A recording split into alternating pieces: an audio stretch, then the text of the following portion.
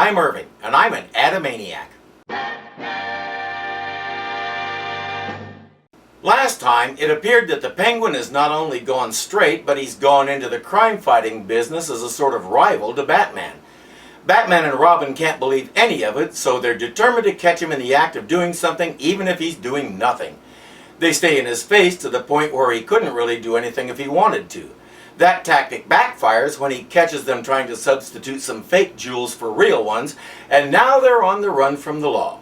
Because Batman was too stupid to let Commissioner Gordon, his boss, know what he was doing. Penguin throws a party at the local amusement park and Gordon tells Batman to stay away. Naturally, Batman does the opposite, and it works wonderfully when he and Robin find themselves trussed up behind a shooting gallery, with Gordon and O'Hara ready to fire at the targets that are right in front of them. And the umbrella guns have real bullets. And remember, this Batman doesn't wear body armor, just a t-shirt, so this could be a problem. Now, gentlemen, at my instructions. Ready? Aim. Fire! Holy hotfoot! The bulletproof soles of our shoes sure saved our lives. They do wear body armor, but only on the soles of their shoes. So if Batman's getting shot at and he doesn't have the bat shield handy, he just holds up his foot. The shock has luckily unjammed my bat knife, too. I'll cut these ropes. We'll get out of here fast. And getting shot in the feet is how he releases the knife in his glove. He may want to rethink that setup when he gets back to the Batcave. Gosh, Batman, I still think we should have crashed in and caged that bird. On what charge? Attempted murder. Commissioner Gordon and Chief O'Hara fired the guns. Ouch, yes. We're the fugitives. We're wanted by the law for burglary. Besides, the Penguin had legally rented that amusement pier. We're the trespassers. Holy nightmare. In this game, Penguin holds all the aces. It took them long enough to figure that out. He hasn't done anything wrong. Until he does, you have no reason to be harassing him. Penguin is in Commissioner Gordon's face, demanding that Batman be brought in or he'll get his influential friends to remove Gordon from office. Sophia Starr actually backs him up because they know about the hotline. So clearly the police can contact Batman anytime they want to and tell him to surrender himself. Why haven't they done it? Penguin takes matters into his own hands. Touch that phone! Yes, Commissioner. Quack, quack. I'm on the track. Penguin. Once again, world's greatest detective. No answer, eh?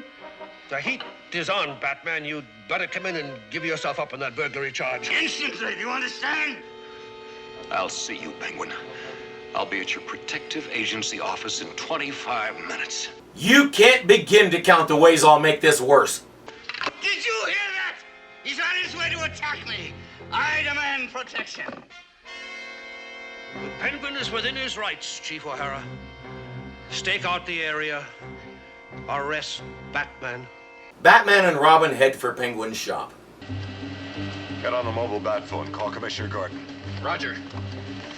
Give him the following instructions. They get to the shop and race inside.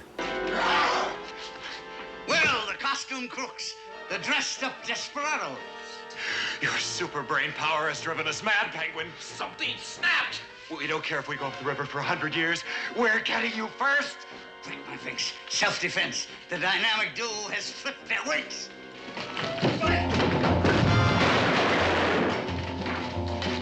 Gee, that was convincing. To Penguin, at least. Batman, listen.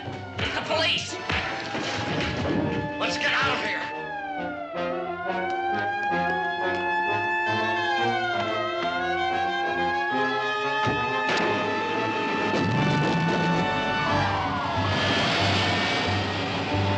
What the heck was that? If Penguin bought that performance, his super brain power's on vacation.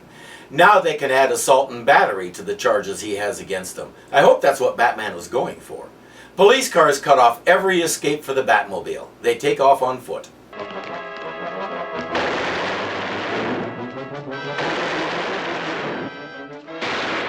There's a huge group of civilians standing right there, and this genius is firing a machine gun in that general direction.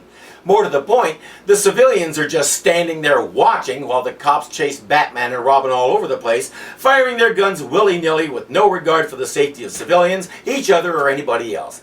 Eventually, they corner them in an alley. Time to surrender.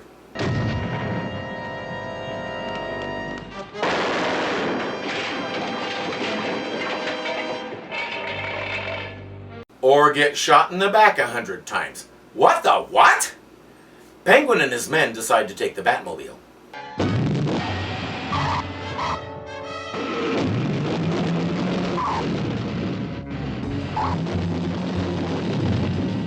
There was enough room for it to get past that police car the whole time. Either Batman really is a complete idiot, or this is a setup. My money's on both.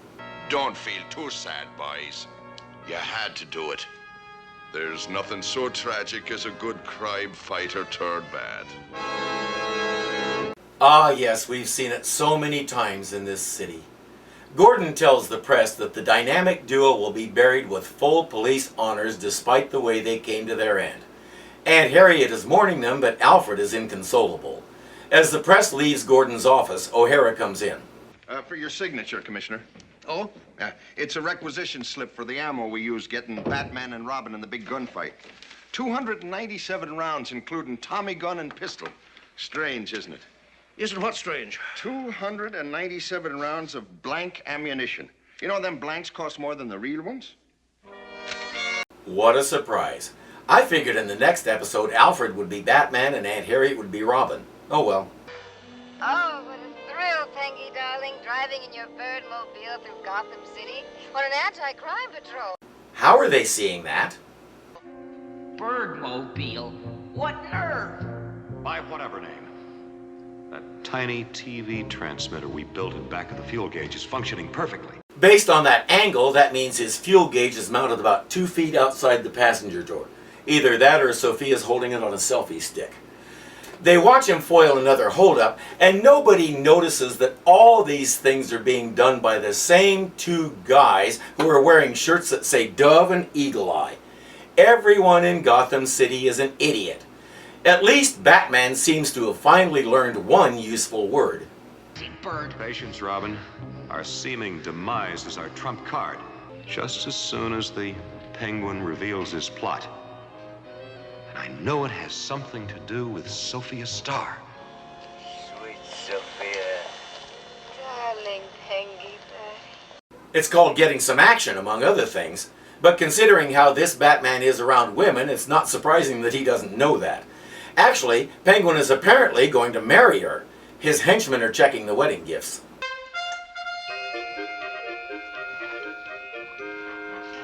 A solid gold dinner service. Check. Diamond-studded electric can opener. Check. Oil well. Check. Oil well? The deed's in the envelope, stupid, from the bride's uncle in Texas. Wow. I'm more curious about what one does with a diamond-studded can opener. Does it only open diamond-studded cans? The guests are coming. Everything set? Yeah, the bomb we placed in the water pipes ought to go off right.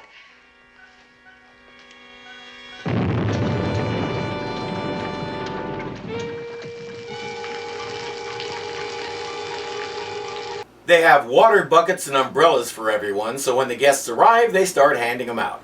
Once everybody's in and covered, it's time to start the festivities.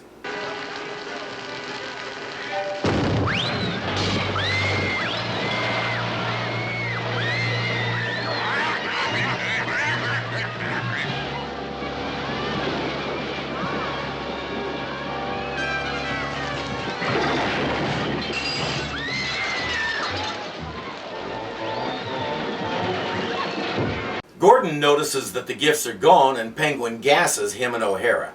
Then he takes his henchmen and loudly announces that they're going after the criminals. Down at the Birdmobile, the loot has come down a ramp straight into the trunk.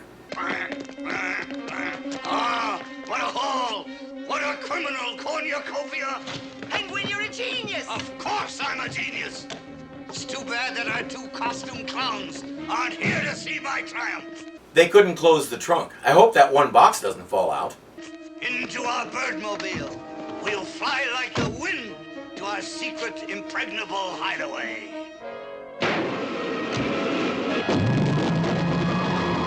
I guess it did because the trunk's closed now.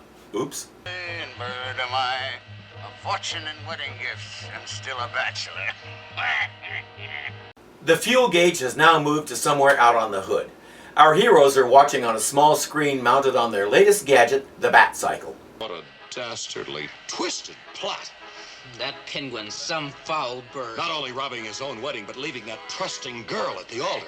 Based on what we've seen, that trusting girl is a vapid bimbo with the common sense of an inbred goose. I'm having a hard time feeling sorry for her. We're gaining, Batman. Bat scanner says range 7490. 7490 what? Feet? Meters? Hoots and hollers? I wonder if those numbers were actually in the script or if he just pulled them out of the air. Time to jolt him with our gimmicks, huh? Roger. We'll start by giving his two stooges a short, sweet voyage into space. Here goes the remote control ejector button. What the? I know I had two mannequins here a second ago. Eagle eye, go! Thunder and feathers! I must have accidentally hit some granite button. So start randomly punching more buttons. That'll bring him back. They drive him nuts with opening and closing doors for a while, then Batman gets serious. Look at him, Robin. That crooked bird's going crazy. Be careful, Batman. We don't want him to smash up the Batmobile. Good point, Robin. I'll take over the steering now by remote control. That is the cutest thing I have ever seen. Where can I get one? He starts yanking the wheel this way and that.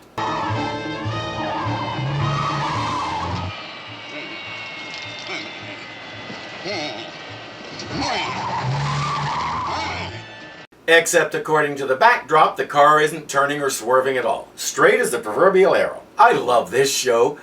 He turns the car around and sends it back toward them. Meanwhile, they come upon Dove and Eagle Eye. Do you see what I see, Dove? What do you see, Eagle Eye? I see ghosts on a bat cycle.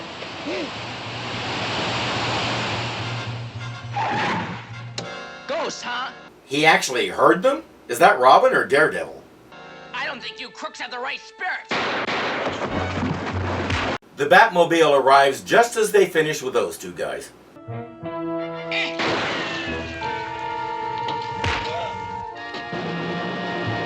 In an earlier fight, Batman and Robin hit him at least 4 times each before he finally went down. Now it takes one punch. Well, he's had a hard day. Can't blame him for not being 100%. Case closed, Batman? Yes, except for one detail. What's that? The Batmobile. We'll have to have it fumigated. No problem. I'm sure he's got a bat fumigator somewhere on his belt. If not, there's one in the Batcave. Or he can have Alfred build one. Here you are, Miss Starr. All the stolen gifts recovered. I wonder What, Miss Starr? the love and affection I'd provide. It might be just the thing that would turn him into an honest, law-abiding citizen. Great Scott, Miss Starr. You mean you'd still consider becoming that crooked bird's wife? This woman has too much free time. They bring Penguin in and she tries to woo him. And this was my diamond-studded can opener. Greedy bird, have you no conscience? This woman loves you, Penguin. She's still willing to marry you. Who, me? The penguin? Married and kept in a bathtub? I love you, Pengy. I try very hard to reform you. Great heavenly ice floes. Take me to prison!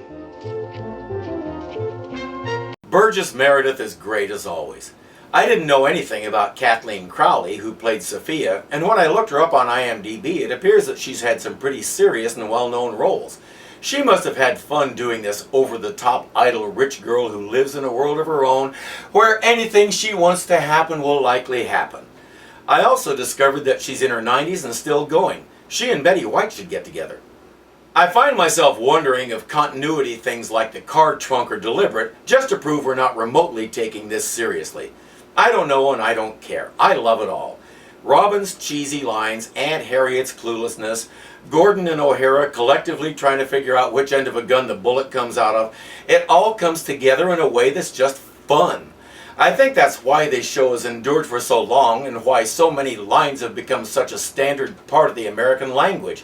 Every element just fits so perfectly with the others, there's no way it couldn't be a lasting hit. And we're only about halfway through the first season. I'm Irving and I'm an Adamaniac.